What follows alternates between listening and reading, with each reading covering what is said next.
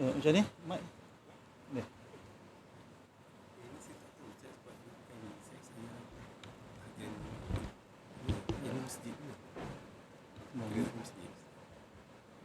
Okey. Bismillahirrahmanirrahim.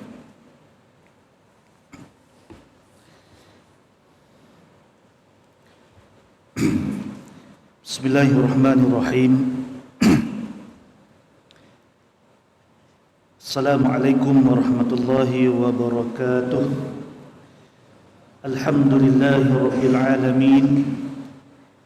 Wassalatu wassalamu ala asyrafil anbiya'i wal mursalin wa ala alihi wa sahbihi ajma'in. Allahumma rabbi syrah li sadri wa yassir li amri wahlul 'uqdatam min lisani wa yafqahu qawli. Subhanaka la ilma lana illa ma 'allamtana innaka antal alimul hakim. Wa la hawla wa la quwwata illa billahil aliyyil azim. Wa la hawla wa la quwwata illa billahil aliyyil azim. Wa la hawla wa la quwwata illa billahil aliyyil azim. Nawatu ta'alluma wa ta'lim wa tadhakkura wa tadhkir wa nafa wal intifa' wal ifadah wal istifadah wal hassa ala tamassuki bi kitabillah wa sunnati rasulih wa du'a ila al huda wa dalalah ala al khair ibtigha'an wajhillahi wa mardatihi wa qurbihi wa thawabihi. Aku berniat mengajar dan mengajar, mengingat dan memberi ingatan, memberi manfaat dan mendapat manfaat, memberi faedah dan mendapat faedah, menggalakkan untuk berpegang teguh kepada kitab Allah dan sunnah Rasulnya, menjuru kepada hidayah dan menunjukkan kepada kebenaran semata-mata untuk mencari rahmat Allah, radanya, dan menghampirkan diri kepadanya serta mendapat ganjaran Allah Subhanahu wa ta'ala. Allahumma faqihna fid din wa 'allimna at-ta'wil wahdina ila siratikal mustaqim minan nabiyyin was-siddiqin syuhada was-salihin. Ya Allah, faqihkan kami ini dalam agamamu dan ajarkan kami ini takwil dan tunjukkan kami ini ke jalanmu yang lurus, iaitu jalan orang-orang yang Kau beri nikmat kepada mereka, gelangan orang-orang yang saleh, orang-orang yang siddiqin, orang-orang yang benar ya Allah, dan para syuhada dan juga para salihin. Muslimin dan muslimat yang dirahmati Allah Subhanahu wa taala. Alhamdulillah, pertama dan selamanya kita bersyukur pada Allah yang telah memberikan kita taufik dan hidayah untuk kita hadir ke rumahnya. Bukanlah dengan kesihatan maupun kelapangan masa kita yang kita dapat hadir ke rumahnya, tetapi kita berada di rumahnya di saat ini kerana Allah berikan kita kekuatan. Dalam hadis Nabi sallallahu alaihi wasallam menyebut tiada daya diberikan pada hamba, seorang hamba dia untuk melakukan walau satu ketaatan melainkan dengan daya pertolongan yang diberikan oleh Allah Subhanahu wa taala. Wala haula, dan tiada upaya untuk kita meninggalkan walaupun satu maksiat melainkan dengan pertolongan Allah Subhanahu wa taala. Pada malam ini alhamdulillah kita bersyukur kepada Allah Subhanahu wa taala. Di gelangan lautan manusia di luar sana mungkin kita bersangka baik kepada Allah. Allah telah memberikan kita taufik, memberikan kita hidayah dan menggerakkan hati kita. Walaupun di hadapan saya ini merupakan adik-adik yang baru hadir ke Politeknik Ungku Umar melalui program Minggu Suakenan, berada dalam satu program yang mengikut syaratnya diwajibkan ada di masjid ini. Tetapi hakikatnya Allah lah sebenarnya yang memperjalankan kita ke rumahnya. Kalau kita melihat dalam hadis Nabi sallallahu alaihi wasallam berkenaan dengan kelebihan-kelebihan kita mengambil wuduk dan juga berjalan ke rumah Allah Subhanahu wa taala. Sebagai contoh satu hadis yang disebut oleh Nabi sallallahu alaihi wasallam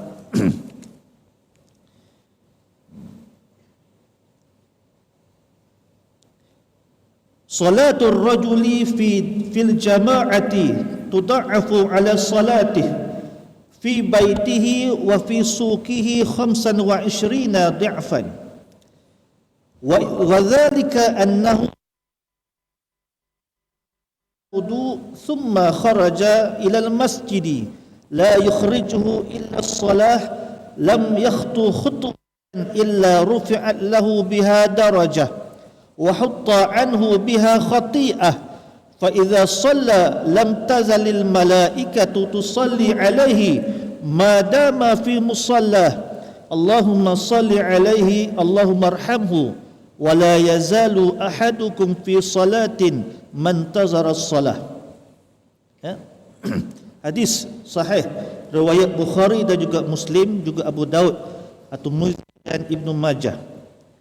Dalam hadis ini Sayyidina Abu Hurairah radhiyallahu anhu dia berkata, Rasulullah sallallahu alaihi wasallam bersabda, pahala solat seorang lelaki secara berjemaah melebihi pahala solatnya di rumah dan di pasar dengan 25 pahala, kerana sesungguhnya dia jika berwuduk, ada syarat dia, jika berwuduk dan memperelokkan wuduknya kemudian pergi ke masjid semata-mata untuk mengerjakan solat, tidaklah dia melangkah satu langkah, melainkan dengan sebab satu langkah itu satu darjat akan diangkat untuknya dan satu dosa akan dihapuskan daripadanya.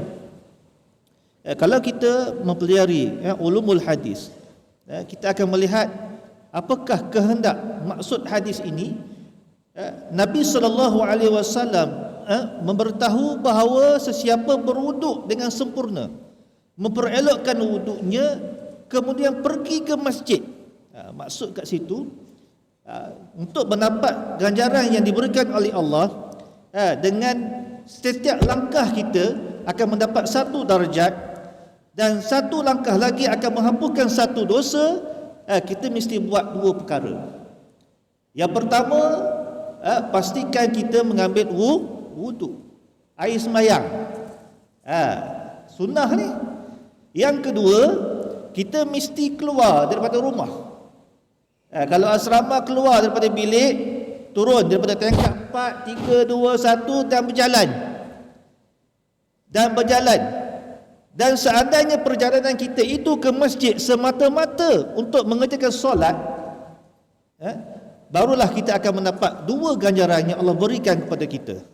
Yang pertama apa dia? Allah Subhanahu wa taala setiap satu langkah akan menghapuskan satu dosa kita.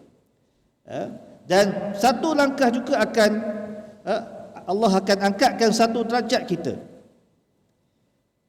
Kata Nabi sallallahu alaihi wasallam, apabila dia solat, kita sembahyang. Saya solat maghrib tadi malaikat akan sentiasa berselawat memohon rahmat dan keampunan untuknya selama mana dia masih berada di tempat dia mengerjakan solatnya. Allahu Akbar.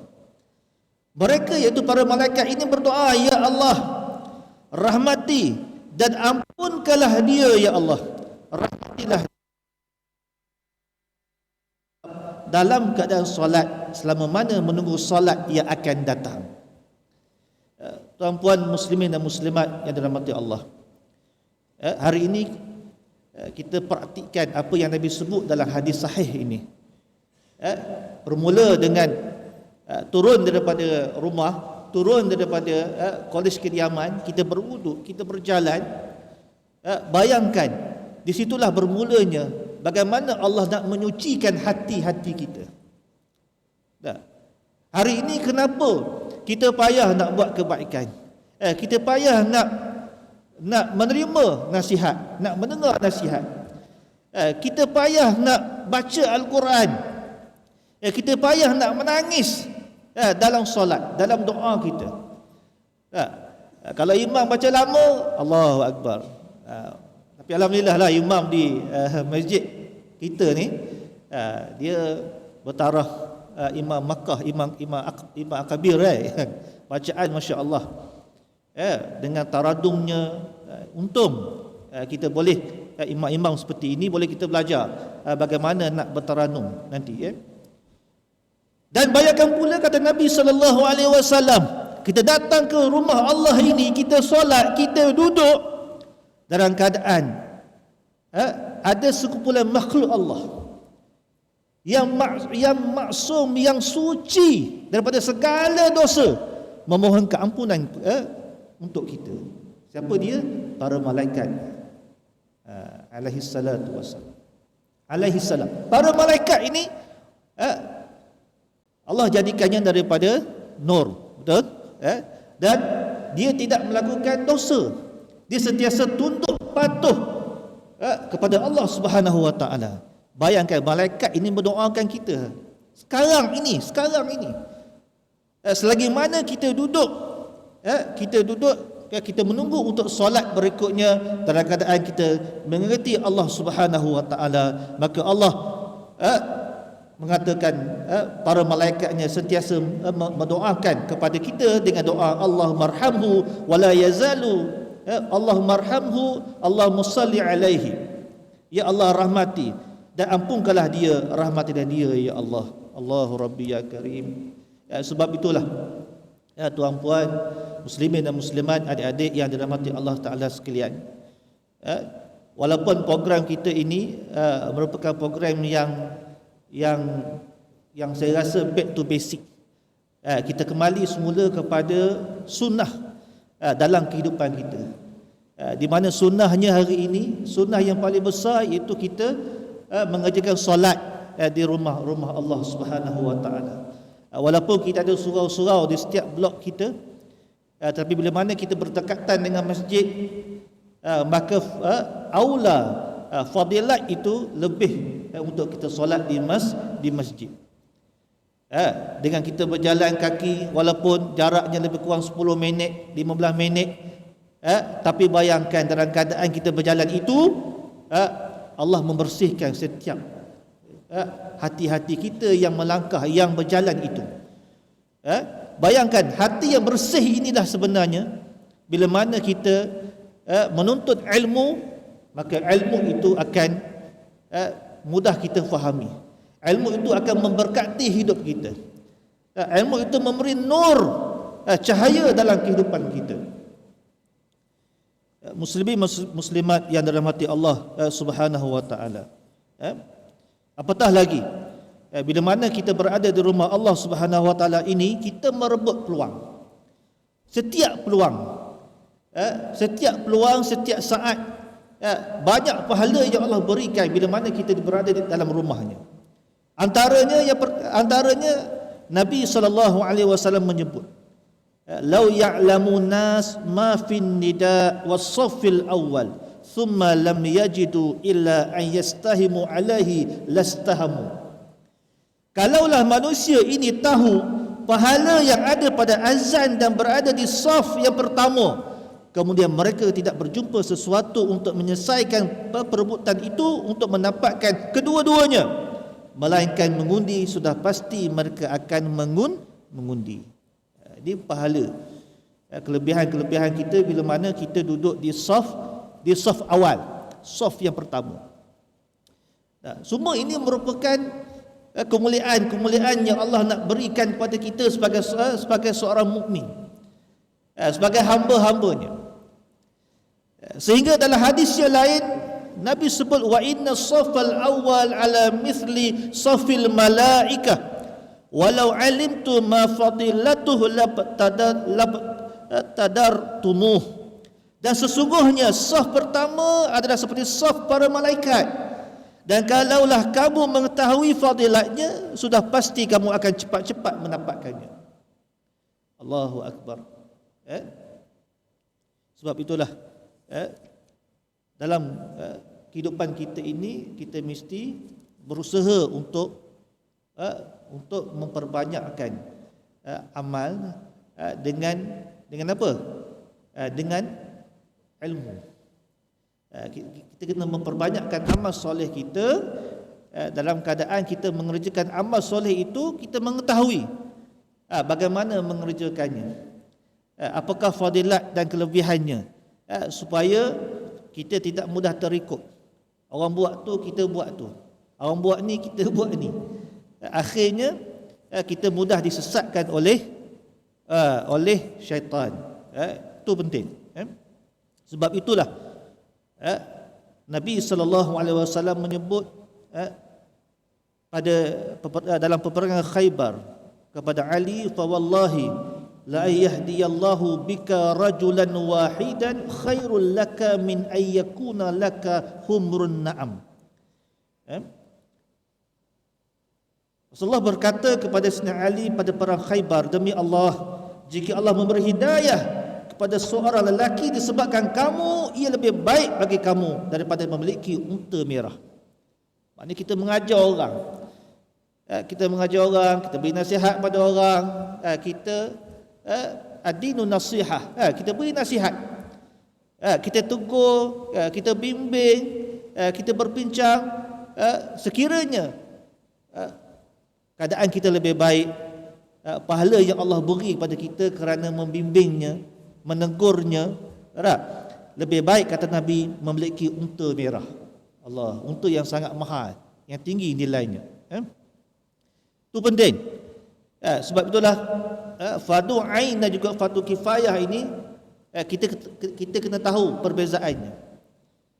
Kalau fardu ain merupakan ilmu yang wajib, yang fardu kita belajar, yang wajib, yang merupakan asas untuk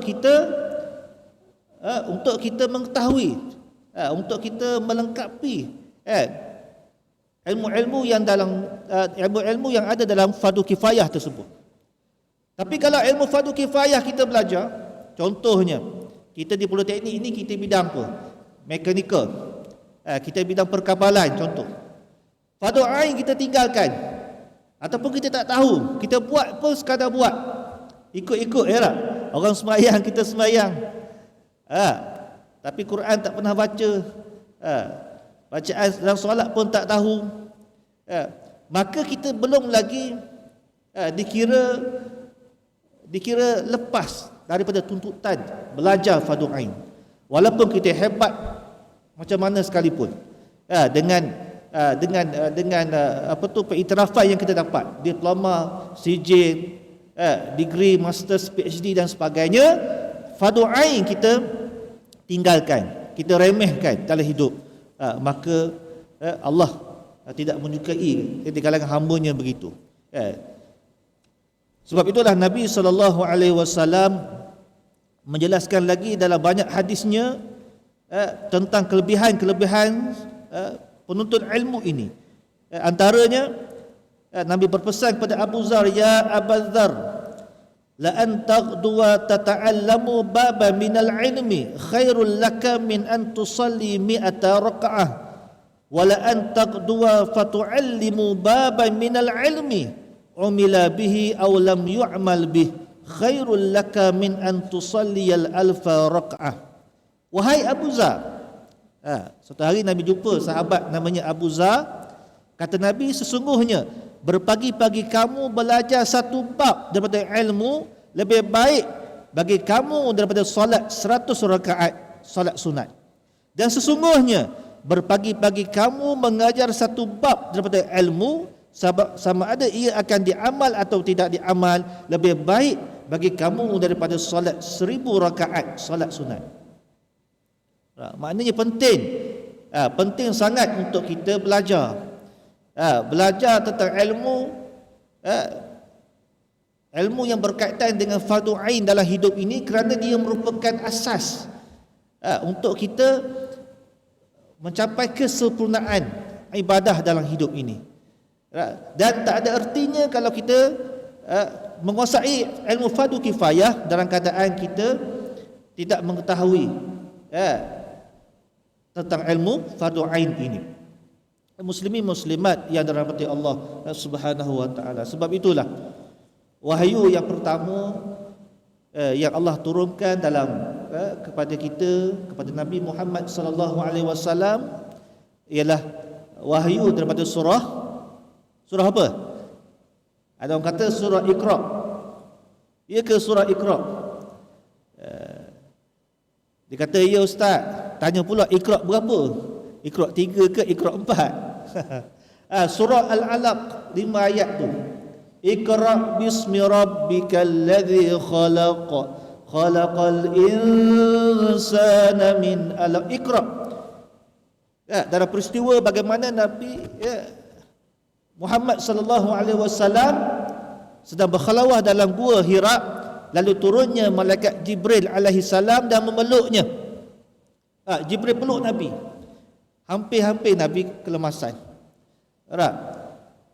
Jibril kata, "Iqra ya Muhammad." Nabi kata, "Ma ana biqari." Aku nak baca apa ni? Aku nak baca apa ni? Peluk lagi yang kedua. Hampir-hampir Nabi kelemasan. "Iqra ya Muhammad." Bacalah kamu wahai Muhammad. Kata Nabi Muhammad, "Ma ana biqari." Aku nak baca apa ni? Peluk lagi yang ketiga. Sehingga Jibril selepas itu dia mengajarkan kepada Nabi, "Iqra bismi rabbikal ladzi khalaq." Bacalah dengan nama Tuhan kamu. Iqra. Iqra ini merupakan satu perintah Allah Subhanahu wa taala untuk kita belajar. Dan ulama sebut Iqra ini bukan sekadar kita tahu maksudnya baca, tapi ia juga bermaksud untuk kita apa? Mengkaji, menganalisa, memahami, menghayati. Iqra tu. Jadi bukan sekadar kita nak baca, tapi kita kena hayati, tadabbur, kita kena fahami dia, kita perlu analisis dia, barulah dia akan menjadikan kita seorang insan yang hebat. Bila mana apa sahaja aktiviti Iqra itu yang kita lakukan, kita buat dengan bismi rabbik, mengikut apa yang Allah suruh, dengan nama Tuhan kamu. Muslimin dan muslimat yang dirahmati Allah Subhanahu wa taala, pada malam ini merupakan malam yang pertama saya berkuliah di Masjid Sultan Azhar Shah ini. Saya nak maklumkan bahawa insya-Allah kita akan cuba mengupas satu buku yang ditulis oleh Tuan Haji Fahrul Muhammad Joy yang berkaitan dengan modul mukmin profesional. Bagaimana kita nak baiki diri kita sebagai seorang mukmin. Kita ada 7 langkah. Saya akan kaitkan ulasan saya tentang buku ini dengan beberapa kitab yang lain, supaya ia lebih dekat kepada kita dan lebih kita memahami dengan lebih jelas. Hari ini kita lihat semua orang nak berjaya dalam kehidupan mereka. Betul tak? Macam di hadapan saya ni, adik-adik ni kenapa datang ke politeknik? Mak suruh ke? Mak marah ke? Mesti kita datang dengan satu tujuan. Kita nak berjaya. Betul tak? Kita nak membela nasib kita. Kita nak mengembirakan mak dan ayah kita. Kita nak membela masyarakat kita. Yang lebih penting, kita nak memartabatkan agama kita. Nak bela agama kita. Tanpa ilmu kita akan jahil. Tapi adakah niat kita itu sudah memadai? Sudah cukup? Sebagai seorang Muslim, apakah yang diperlukan lagi? Sebagai bekalan kita dalam menuntut ilmu ini, supaya ilmu itu betul-betul bukan sahaja dapat mengubah diri kita, tapi mengubah manusia yang lain. Akhirnya kita menjadi seorang khalifah. Sebab itulah khalifah ini berbeza dengan pemimpin. Khalifah adalah khalifah, pemimpin adalah pemimpin, walaupun sama beza dia. Khalifah tu bahasa Arab, tapi dimelayukan juga kan, dipinjam daripada perkataan Arab. Pemimpin itu memang bahasa Melayu pemimpin. Tapi khalifah ini merupakan mereka yang memegang amanah. Ini ja'ilun fil ardi khalifah, kata Allah. Kita memegang amanah untuk memakmurkan bumi Allah, untuk membawa syariat Allah, untuk mengamalkan syariat Allah. Itu khalifah. Dan khalifah ini memiliki sifat-sifat yang dirinya sangat takut kepada Allah, dekat kepada Allah, sangat amanah, sehingga dia meletakkan takwa sebagai asas dalam tindakannya, dalam pimpinannya. Tapi kalau pemimpin, semua orang boleh jadi pemimpin. Tak kira dia Islam, tak kira dia kafir. Apa ramai pemimpin hari ini walaupun beragama Islam, tapi dalam keadaan dia tak membawa ciri-ciri khalifah dalam diri dia, menyebabkan dia ni tidak amanah, tidak jujur. Maka timbullah isu-isu seperti rasuah, isu-isu seperti pecah amanah dan sebagainya, walaupun dia seorang Muslim. Sebab itulah tajuk kuliah kita pada malam ini berkenaan dengan bagaimana kita nak baiki diri kita, bagaimana kita nak bina diri kita sebagai seorang mukmin profesional. Sebab hanya mukmin profesional ini mampu melaksanakan dua tugas dengan baik: hamba Allah yang saleh dan khalifah yang muslih. Mukmin tapi ramai yang mukmin yang tak profesional. Mengapa perlu kita menjadi seorang mukmin yang profesional? Yang pertamanya, saya ingin mengajak tuan-puan muslimin dan muslimat sekalian untuk kita melihat balik nasib umat Islam di seluruh dunia hari ini, sama ada kat negara kita ataupun seluruh negara yang lain yang ada umat Islam. Sebab ini penting. Sebab apabila kita memikirkan nasib umat Islam selain kita, apabila kita tidak memikirkan nasib umat Islam selain daripada kita, maka sukar untuk kita mengatakan bahawa kita ini betul-betul seorang yang beriman. Itu yang pertama. Step yang pertama, adakah aku hari ini fikir untuk aku je? Tanya balik. Ciri-ciri seorang da'i, seorang khalifah, seorang mukmin profesional ni, dia tak fikir untuk diri dia. Dia akan fikir, member aku ni sembahyang ke tak? Member aku ni lapar ke tak? Dan kata aku ni banyak duit. Makan KFC hari-hari contoh kan. Lepas ni mulalah mengoda food panda masuk dalam poli hantar makanan. Apabila kita tak memikirkan nasib orang lain, awal lagi kita sebenarnya belum lagi beriman kepada Allah dan Rasul. Sebab apa? Sebab Nabi SAW menegaskan bahawa orang Islam ni dengan orang Islam yang lain umpama satu jasad. Apabila ada kesakitan, ada masalah yang menimpa umat Islam, kita mesti terasa, mesti ada perasaan sensitiviti itu. Ini masalah. Sebab itulah pembinaan sahsiah diri, pembentukan diri seorang mukmin profesional ini bermula dengan solat. Apa yang dilaksanakan, dikempenkan oleh pihak Masjid Sultan Azhar Shah ini, mengibarahkan Masjid Sultan Azhar Shah, Masjid Qoma, merupakan satu benda yang Nabi buat dulu lagi. Yang sunnah, yang sepatutnya menjadi sunnah kepada kita, kepada umat Islam untuk beramai-ramai mengibarahkan masjid. Sebab masjid ini bukan semata-mata tempat untuk kita bersolat. Di zaman Nabi SAW, masjid inilah pusat penyatuan umat. Masjid inilah pusat penyebaran dakwah. Masjid inilah pusat pengembangan ekonomi. Masjid inilah pusat R&D, penyelidikan dan inovasi.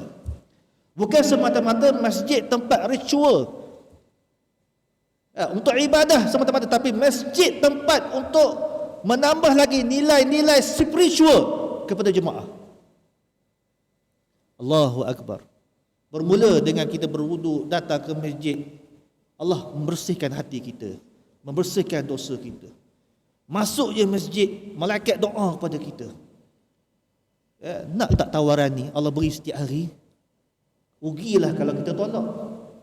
Betul tak? Sebab kita ni nak menjadi anak yang soleh. Sebab tak ada orang yang dekat dengan Allah, dekat dengan masjid, jarang kita dengar dia ni fail dalam hidupnya, dia gagal dalam hidupnya. Tak? Dia rajin baca Quran, Allah pemudahkan urusan hidup dia. Bahkan dia jadi anak yang soleh. Walaupun di mata dunia, di mata orang lain, dia ni taklah kaya mana, tapi dia tenang dalam hidup. Keluarganya mendapat keberkatan, anak-anaknya berjaya, ibu bapanya bahagia sampai ke akhir hayatnya. Ini yang kita nak bentuk hari ini. Sebab itulah sunnah yang besar yang kita perlu teladani daripada Nabi SAW adalah perasaan simpati dan empati baginda SAW terhadap umat ini. Allahu Akbar. Ini baru mukadimah ni. Inilah sebenarnya yang telah disebut oleh Allah Subhanahu wa taala dalam surah At-Taubah ayat 128.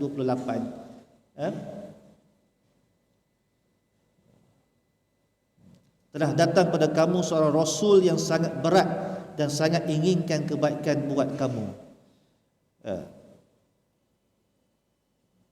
Rasulullah SAW seorang yang penuh dengan kasih sayang dan penuh dengan belas ihsannya. Allahu Akbar. Bila kita sebut Nabi, nak bawa kisah Nabi, tak boleh nak lawan dah dengan kebaikan yang dilakukan oleh semua manusia. Nabi lah Isa yang paling baik. Paling baik. Bayangkan satu ketika Nabi dan para sahabat dijemput untuk datang ke rumah seorang Yahudi. Lalu orang Yahudi tersebut menjamunya buah-buahan. Nabi makan. Nabi makan buah tu. Makan. Bila makan, biasanya Nabi, sifat Nabi ni, kalau dia makan, dia akan pelawa sahabatnya lain. Maulah kita makan. Tapi kali ni tak. Nabi makan, dan keadaan dia senyum, dia ambil dia makan, sahabat ni mula sudah. Tak pernah buat gaya Nabi kali ni. Habis satu-satu habis. Lepas habis tu, Nabi kata kepada orang Yahudi, terima kasih kerana beri kami makan, beri saya makan. Nabi pun balik, keluar dengan para sahabat. Dalam perjalanan sahabat bertanya, ya Rasulullah, apakah sebenarnya yang berlaku ini ya Rasul? Tidakkah perbuatan baginda tadi satu perkara yang pelik? Tuan tak pernah kalau makan tak pelawa kami. Apa kata Nabi SAW? Sesungguhnya makanan buah-buahan itu tadi rasanya memang tak sedap, masam, kelat, kelat sangat, masam sangat. Aku tak sampai hati nak membiarkan kamu makan, lalu kamu akan memarahi orang Yahudi tersebut. Nampak, ini akhlak baginda SAW. Allahu Akbar.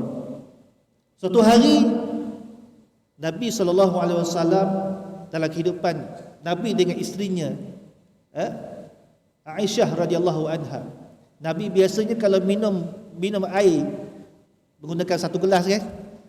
Awak jangan praktik pula lepas ni, awak tak kahwin lagi. Dan bila Nabi minum, Aisyah dia akan minum tempat Nabi minum, bekas bibir Nabi Aisyah minum.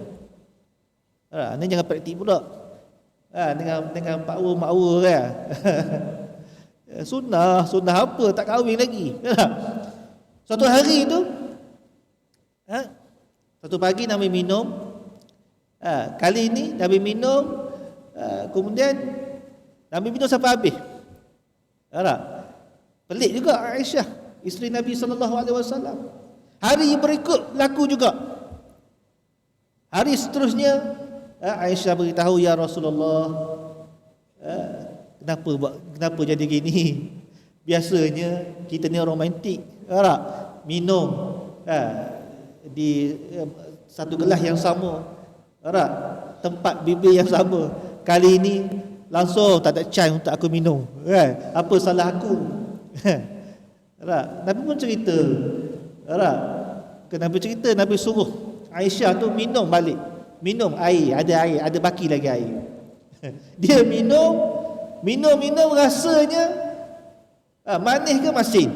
Masin. Rupanya Aisyah tersilap. Ambil garam, ingat gula, ambil garam letak dalam gelas. Ini akhlak Nabi SAW.